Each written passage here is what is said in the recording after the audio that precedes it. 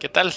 De regreso aquí comentando sobre la doctrina social de la Iglesia en este contexto del siglo XXI, considerando que su santidad, el Papa León XIV, continúa el legado del Papa León XIII, que fue el primero, que comenzó la sistematización de las enseñanzas doctrinales en asuntos sociales, sociopolíticos, socioeconómicos de la Iglesia, como una herencia también del legado de 2000 años desde la venida de nuestro Señor Jesucristo, la doctrina social de la Iglesia, inspirada siempre en los evangelios, en la tradición de los apóstoles y en las enseñanzas de la jerarquía de la Iglesia que nos guía en este mundo. Y hoy en particular voy a hablarles sobre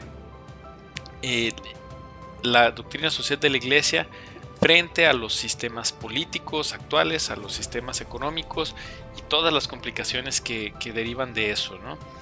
La interpretación cristiana de la personalidad del individuo es la respuesta a la cuestión que siempre es actual, que se plantea sobre todo para los jóvenes, pero creo que cada vez más para varias personas en varias etapas de su vida, que es el sentido de la misma vida. Nos sentimos de repente presos en la red, tenemos miedos de diferente tipo, a la crisis económica, al paro, a las guerras, a la enfermedad, a la vejez, a la muerte y a lo que viene tras la muerte. Todo esto es parte de esta realidad del ser humano, de relaciones, de conseguir nuestros fines a través de una convivencia que, ¿no? Y ahí vamos a la definición, por ejemplo, de sociedades y comunidades. Una sociedad es cualquier unión duradera de personas que tratan de realizar en común un objetivo, un fin, que comparten ciertos valores a los que se dirigen en conjunto.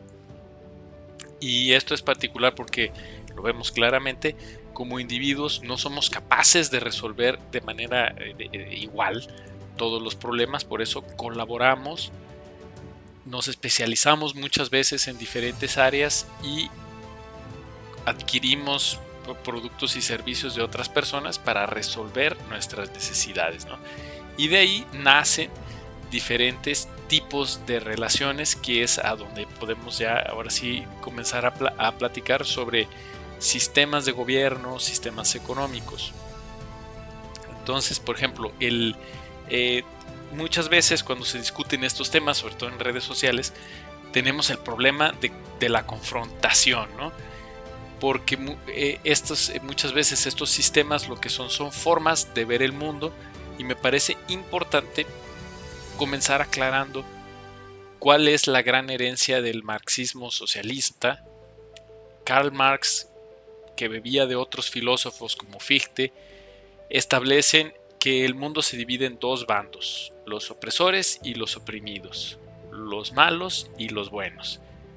Y evidentemente él se coloca del lado de los oprimidos, que son los buenos. Solo que el sistema socialista marxista, ahí entiende que todas las personas que no piensan como los oprimidos y como los buenos son necesariamente parte de los malos, de los opresores. Y el sistema marxista no pretende acabar con ese conflicto.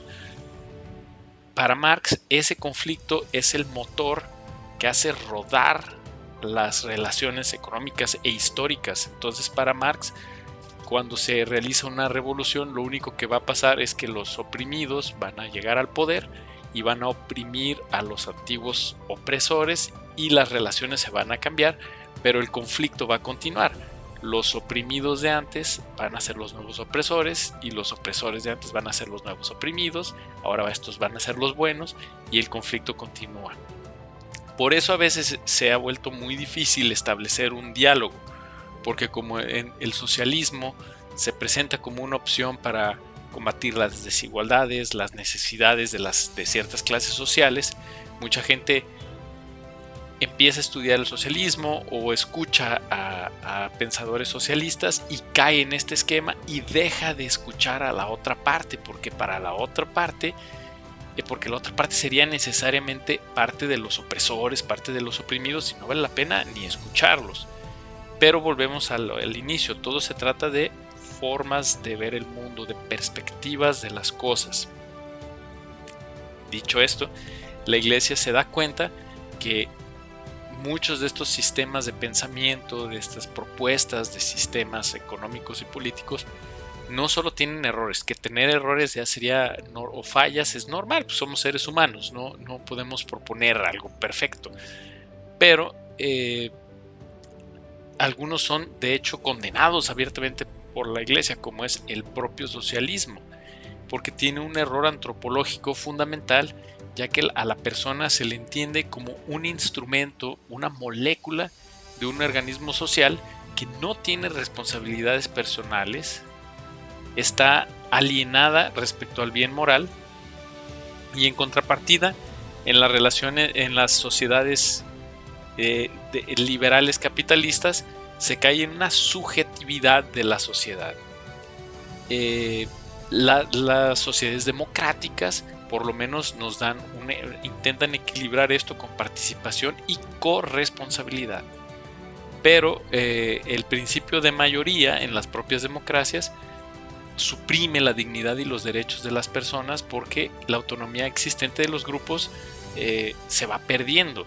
Lo vemos, por ejemplo, sobre todo en México, que el voto no es obligatorio, hay mucha abstinencia, vota un porcentaje de la población y son los que deciden, y como acaba de suceder con las elecciones del Poder Judicial, 9 millones de personas votan en un sentido que afecta a 130 millones. El año pasado, en las elecciones a la presidencia, 36 millones votan en favor de una opción política, pero somos más de 100 millones, o sea, se pasa por encima de la dignidad de estas minorías que no son representadas. Es una de las fallas del sistema democrático normales en el ser humano, ¿no? Y vemos que el estado de bienestar o el estado asistencial pasa por encima del principio de subsidiariedad y daña la dignidad del ser humano al intervenir directamente y quitar responsabilidad a la sociedad. Se provoca la pérdida de energías humanas y el aumento exagerado de aparatos públicos, con un enorme crecimiento de los gastos, de los presupuestos. Esto está explicado en la encíclica Centesimus Annus de 1991 de San Juan Pablo II, y nos empieza a llevar por ese camino. Cuando creemos que es el gobierno quien tiene que brindarnos todos los servicios, por un lado lo presionamos a que gaste mucho, por lo tanto generamos tasas de impuestos altos, presupuestos inflados, un aparato burocrático inflado, y al mismo tiempo le estamos dando al gobierno, le abrimos la puerta a que se meta en muchos de nuestros ámbitos, lo que acaba quitándonos un poco de nuestra libertad. Vamos a seguir estas reflexiones. Que estén bien y que Dios los bendiga.